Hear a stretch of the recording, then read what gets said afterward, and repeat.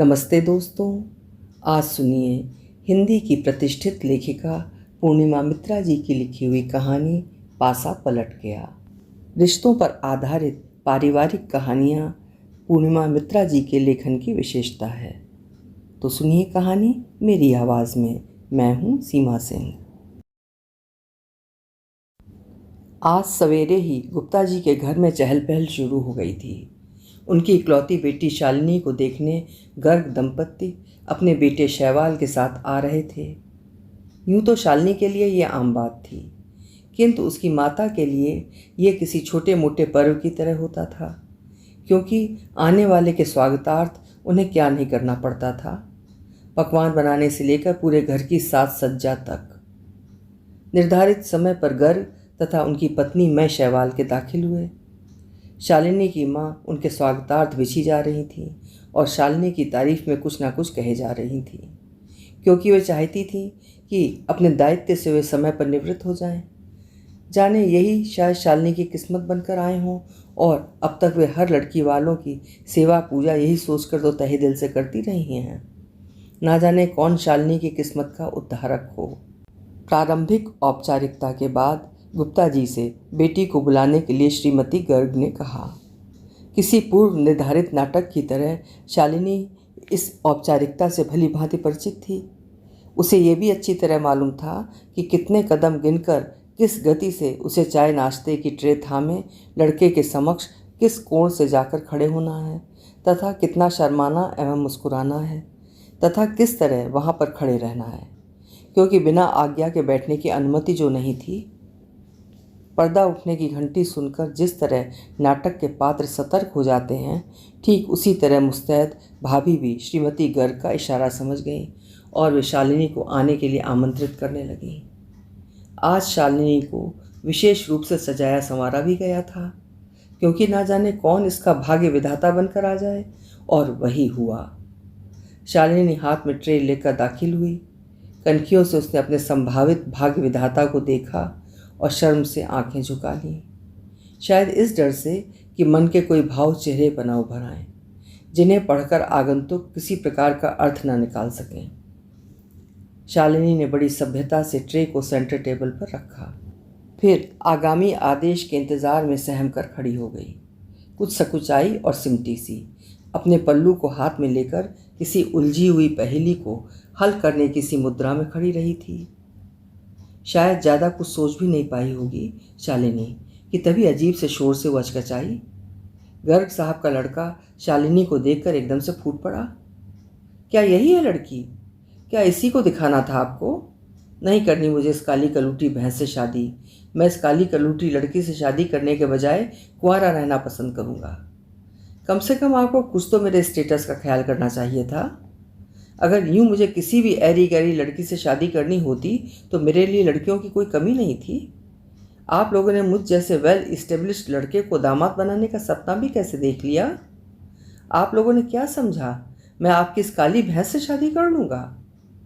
और न जाने शैवाल अपनी रौ में क्या क्या उल्टा सीधा बकता चला गया। शैवाल को यूं अचानक बोलते देखकर सभी लोग सकते में आ गए। शालिनी के सब्र का बांध टूट गया था। उसके चेहरे के भाव पढ़कर इससे पहले कि शालिनी अपना रौद्र रूप दिखाती, शालिनी की माँ उसे अंदर कमरे में ले गई। शालिनी के पिता ने वक्त की नज़ाकत को देखते हुए गर्ग साहब से माफ़ी मांगते हुए उनसे रुखसत होने का निवेदन किया। शैवाल के पिता शालिनी के पिता के सामने अफसोस भरे स्वर में कहने लगे, क्या करूं गुप्ता जी, इकलौते बेटे की जिद के सामने हम लाचार हैं। इकलौता है ना, सो दादी व माँ के लाड़ प्यार की वजह से जरा मुंहफट हो गया है। फिर जवान बच्चे को एक बूढ़ा बाप कह भी क्या सकता है? शैवाल किसी अनजाने अहम में डूबकर अपने आप को और अधिक गुस्से में भरकर अपने माता पिता से वहाँ से चलने के लिए कहने लगा। पल भर में एक तूफान की तरह सब कुछ गुजर गया। शालिनी अपने कमरे में आकर फपक फपक कर रो पड़ी। मुंह को तकिए में छिपाए वो अपने द्वंद्व, विद्रोह और आंसुओं की बाढ़ को रोकने का असफल प्रयास कर सोच रही थी, हे भगवान, लड़की होना भी क्या अभिशाप है? और फिर भगवान ने सारे गम उसी की झोली में क्यों डाल दिए? एक तो लड़की, ऊपर से काली, और फिर उसके भविष्य की डोर भी इस समाज ने ऐसे बदमिजाज लड़कों के हाथ में सौंप दी। शालिनी का मन हो रहा था वो जिस अपने होने वाले भाग्य विधाता के सामने शालीनता और सब्र की प्रतिमूर्ति बनी खड़ी थी, उसी को वो स्वयं धक्का मारकर अपने घर से निकालती। क्या हक था उसे इस तरह बदतमीजी करने का? यदि उसे शादी नहीं करनी थी तो ना करता, किंतु उसे इस तरह का व्यवहार करने का तो कोई अधिकार नहीं था। किसी छेड़ी हुई नागिन की तरह शालिनी तड़प रही थी, किंतु बेबस थी। एक तरफ तो उसके लिए यह अपमान कम न था, दूसरी तरफ भाभी के शब्द बाण उसके कलेजे को चीरने के लिए आतुर थे। भाभी झुंझलाहट भरे शब्दों में बोल रही थी, और न जाने कब तक ये हमें इस तरह अपमानित करवाती रहेगी। मम्मी जी भी पता नहीं क्यों इस काली कलूटी को मरना चाहती हैं किसी शरीफ के मत्थे।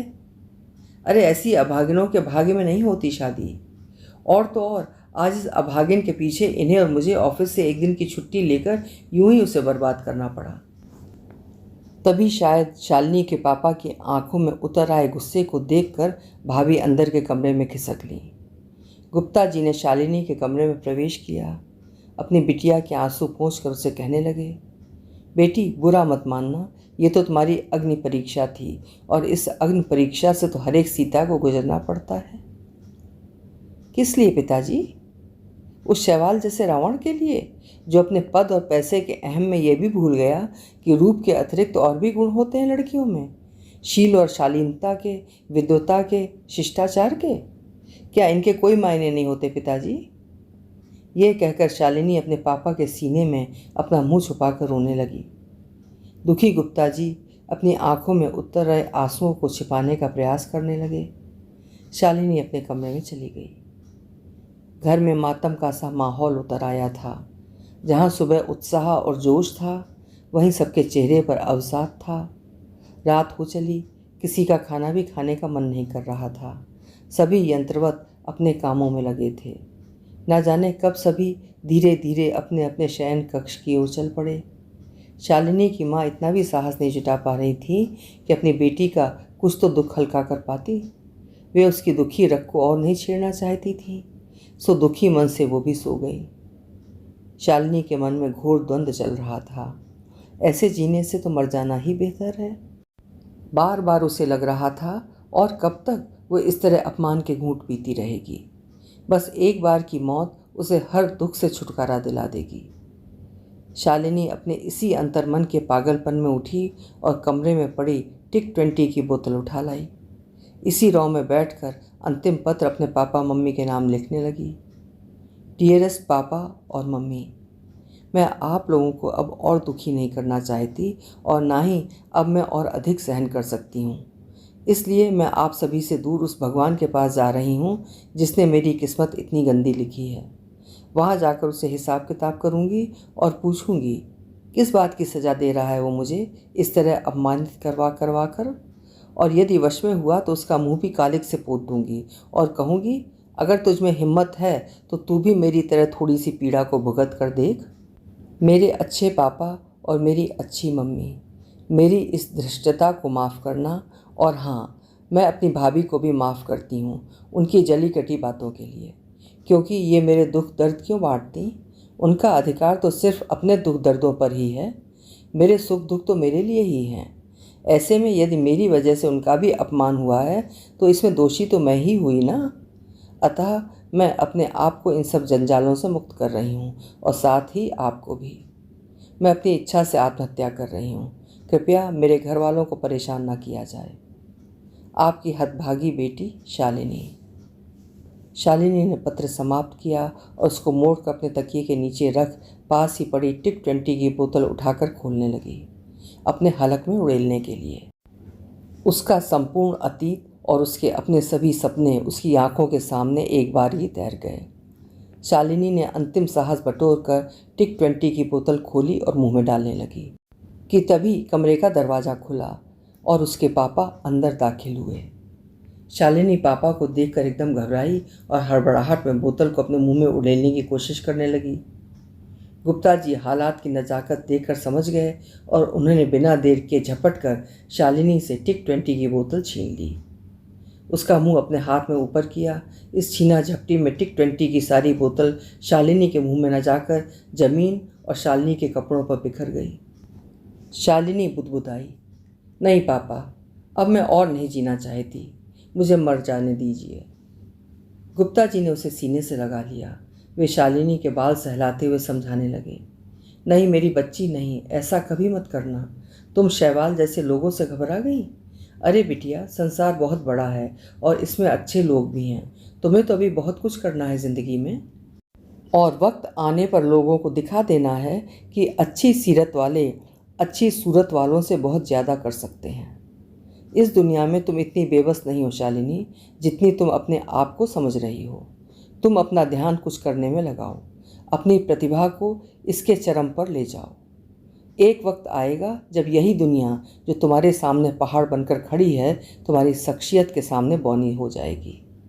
बेटे, अगर तुम्हें संतोष करना है तो ज़रा उनकी दुनिया देखो जो सारी दुनिया से ठुकराई गई हैं और नारी निकेतन में निर्वासितों की ज़िंदगी बिता रही हैं। उनके गम तुमसे कहीं ज़्यादा हैं बेटी। चलो आज अपने पापा के सामने ये प्रण करो कि भविष्य में ऐसी बेवकूफ़ी वाली कोई बात नहीं करोगी। शालिनी की आंखों में आंसू उतर आए। भीगे कंठ से वो बोली, आई प्रॉमिस पापा, आइंदा कभी ऐसी गलती नहीं होगी। पापा आप वाकई बहुत अच्छे हैं, आपने मुझे फिर से जीने की राह दिखाई है पापा। मैं ज़िंदगी और वक्त आने पर इसी दुनिया को अपने कदमों में गिरा कर बताऊँगी। थैंक यू बेटी, मुझे अपनी बहादुर बेटी से यही उम्मीद थी। अब ज़रा अपने पापा को हंस के बताओ। शालिनी के पापा उसकी पीठ थपथपाते हुए फीकी हंसी हंस दिए।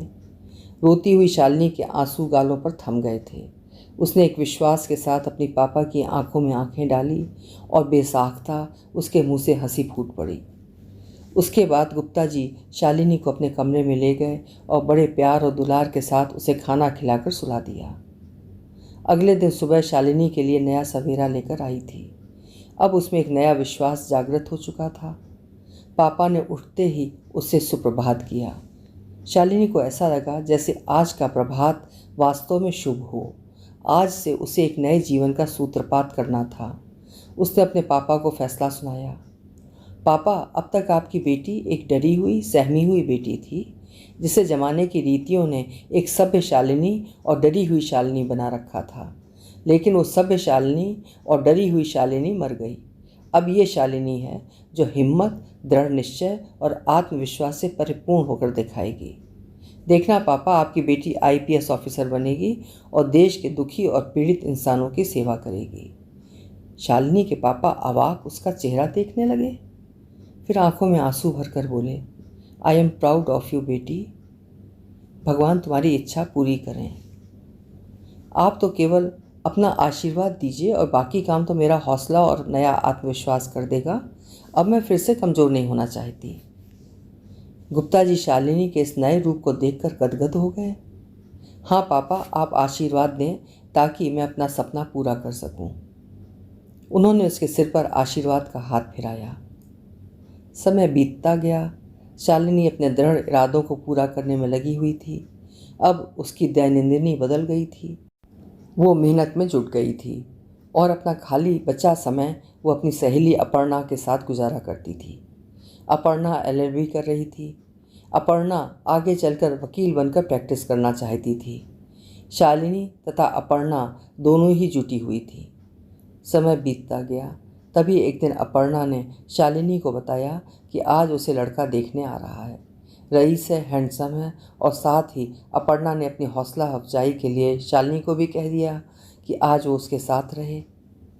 अंततः अपर्णा के जीवन में भी वही घड़ी आई। शालिनी ने उसे सजा संवार कर परीक्षा देने के लिए भेज दिया। थोड़ी औपचारिकता के बाद बातचीत शुरू हुई। आप क्या करती हैं? जी मैं इस साल LLB कर रही हूँ, फर्स्ट ईयर में एडमिशन लिया है। आई सी, तो फिर आप घर गृहस्थी क्या संभालेंगी? दिन में जब मैं अपना काम करने जाऊंगा तब आप गली मोहल्ले के शोधों से आंख लड़ाएंगी, क्योंकि आप अपनी खूबसूरती को कैद तो कर नहीं पाएंगी, और जब मैं आपको समझाऊंगा तो आप मुझे कानून की धाराएं गिनाएंगी। ना बाबा, मुझे तो घर गृहस्थी संभालने वाली लड़की चाहिए, बिगाड़ने वाली नहीं। चलो जी यहाँ से। शैवाल के इस व्यवहार से सभी लोग सहम गए। अपर्णा का चेहरा तमतमाने लगा। वो अपना गुस्सा बस में नहीं कर सकी और बरस पड़ी। जाइए यहाँ से, आप जैसे जाहिल और गंवार लोगों से तो मेरी जूती भी शादी न करें। अपर्णा की माँ उसे चुप कराकर अंदर ले गई। शालिनी, जो अंदर से सब सुनकर तिलमिला गई थी, वो भी शैवाल का जवाब सुनकर तिलमिला गई थी। उसने शैवाल को पहचान लिया था। जब अपर्णा अंदर आई तो शालिनी ने उसके साहसिक जवाब के लिए उसे बधाई दी और कहा कि ऐसे लोगों को तो जूते पहनाकर शहर के बीचों बीच झाड़ू से सार्वजनिक अभिनंदन करना चाहिए। समय जाने कब पंख लगाकर उड़ गया। जीवन के कड़वे पल अतीत की यादें बनकर जाने कब बिसर गए। शालिनी आईपीएस की परीक्षा पास कर आईपीएस अधिकारी बन गई थी और इसी शहर में नारी उत्पीड़न उन्मूलन कक्ष में बैठने लगी थी और अपर्णा शहर की जानी मानी वकील बन गई थी। शालिनी का अपने ही एक आईपीएस अधिकारी से विवाह हो गया। वो शालिनी की बहादुरी और सुसंस्कृत व्यवहार से प्रभावित हो गया था और शालिनी से प्यार कर बैठा था। उधर अपर्णा का विवाह एक आईएएस अधिकारी से हो गया था। दोनों अपनी गृहस्थी तथा कर्तव्य मुस्तैदी से निभा रही थीं। अक्सर शालिनी अपर्णा से मिलने जुलने आया करती थी। ऐसे ही एक दिन शालिनी और अपर्णा आपस में बातचीत कर रही थी कि एक सुंदर सी नवयुवती ने अपर्णा के चैम्बर में प्रवेश किया। वो अपर्णा की तरफ अनुनय की दृष्टि से ताकती हुई गिड़गिड़ाने लगी। मेरा नाम बेला है वकील साहिबा, मुझे संकट से उबार लीजिए। मैं इस नरक में और नहीं रहना चाहती। मेरा पति आए दिन मुझे मायके भेजकर रुपए लाने का आदेश देता है। वैसे भी मेरे मायके वाले इतने धनी नहीं हैं कि मेरे पति की हर बार मनचाही ख्वाहिशें पूरी कर सकें। सो मुझे ही समझा बुझा कर मेरे मायके वाले वापस ससुराल पहुंचा देते हैं। और तुम्हारे सास ससुर का इस मामले में कैसा रवैया है? अपर्णा ने उसे टोकते हुए पूछा तो उपेक्षा भरे स्वर में वो युवती बोली, मेरे सास ससुर वैसे तो दुनिया के सामने नारी जागृति का जोर शोर से प्रचार करते हुए नहीं थकते, परंतु अपने घर में घुसते ही वे बेटे के मोह में न्याय अन्याय सब कुछ भूल जाते हैं। अब तक खामोश रहने वाली शालिनी को अचानक क्या सूझा कि वो सख्त लहजे में बेला से बोल पड़ी, बेला जी, इस बात का क्या प्रमाण है कि आप सच बोल रही हैं? आए दिन छोटी मोटी घरेलू कलहों को दहेज उत्पीड़न का नाम देकर ना जाने कितनी महिलाएं कानून का दुरुपयोग करने लगी हैं। अगर ऐसा ही चलता। बेला शालिनी की बात पूरी होने से पहले ही फौरन उठ खड़ी हुई और अपनी पीठ उघाड़ दी। बेला की गोरी चिट्टी देह पर पड़े बदरंग धब्बे देखकर शालिनी व अपर्णा दंग रह गईं। वहाँ व्याप्त सन्नाटे को तोड़ती बेला शांत स्वर में कहने लगी, आज भी हिंदुस्तान में माता पिता अपनी बेटियों को ही ससुराल में जैसे तैसे एडजस्टमेंट करने की सलाह देते हैं। मैंने भी बहुत प्रयत्न किए कि किसी तरह उनके दिल में जगह बना लूं, पर मैं हार गई। वहाँ रोज़ रोज़ के तानों व मारपीट से बेजान हो गई हूँ। बेला की सही स्थिति से अवगत होने पर अब शालिनी के मन में बेला के प्रति सहानुभूति की भावना पैदा हुई। वो द्रवित स्वर में बेला से कहने लगी, बेला, तुमने बहुत सही कदम उठाया। यह ठीक है कि इंसान को अपने जीवन साथी की छोटी मोटी गलतियां नज़रअंदाज कर देनी चाहिए, परंतु जब बात हद से गुजर जाए तो आदमी को उसका तोड़ भी खोज लेना चाहिए। जानती हो, अत्याचारी के निरंतर अत्याचार सहना भी एक प्रकार से उसको बढ़ावा देना ही है। अपर्णा भी मधुर स्वर में कहने लगी, देखो बेला, तलाक लेने का फैसला तुम बहुत सोच विचार करके ही लो। हाँ, इस बीच तुम स्वावलंबी होने का प्रयास अवश्य शुरू कर दो। मैं तुम्हारे माता पिता से ज़रूर इस विषय में मिलूंगी। मेरा विचार है कि वे तुम्हें अल्प समय तक अपने पास रखने से नहीं हिचकिचाएंगे, ताकि तभी अपर्णा की बात पूरी हो भी नहीं पाई थी कि एक आदमी तेजी से अपर्णा के चैम्बर में घुसा। घुसते ही वो तेज स्वर में चिल्लाया, सुनिए वकील साहिबा, ज़रूर ये औरत अपने आप को मजलूम साबित करने के लिए झूठी कहानी सुना रही है। उस आदमी को देखकर तीनों युवतियां चौंक पड़ीं। अपर्णा को उस अजनबी की आवाज़ व सूरत को जानी पहचानी सी लगने लगी। उसने संदेह की पुष्टि हेतु पास में बैठी बेला से पूछ लिया, बेला, कहीं तुम्हारे पति का नाम शैवाल गर्ग तो नहीं है? बेला के हाँ कहते ही शालिनी शैवाल की ओर मुखातिब होकर कहने लगी, सुनिए मिस्टर शैवाल, हम आप जैसे लोगों की असलियत अच्छी तरह से जानती हैं। हमें सच या झूठ के बारे में समझाने से पहले अपने गिरेबान में झांक कर देखिए। हमें आप फिल्मी वकील या फिल्मी पुलिस तो समझिए मत। शालिनी के ये तेवर देखकर शैवाल अपर्णा का हाथ पकड़कर चिरौरी भरे अंदाज में कहने लगा, वकील साहिबा, मैं आपसे बात करने आया हूँ। इस पुलिस वाली को मैं जानता तक नहीं, फिर क्यों ये खामख्वाह मेरे गले पड़ रही है? दरअसल मेरी बीबी बेला पहले दर्जे की घमंडी व चरित्रहीन है। ना जाने कितने ही लोगों से संबंध हैं इसके। अब आप ही बताइए, कौन सा मर्द अपनी।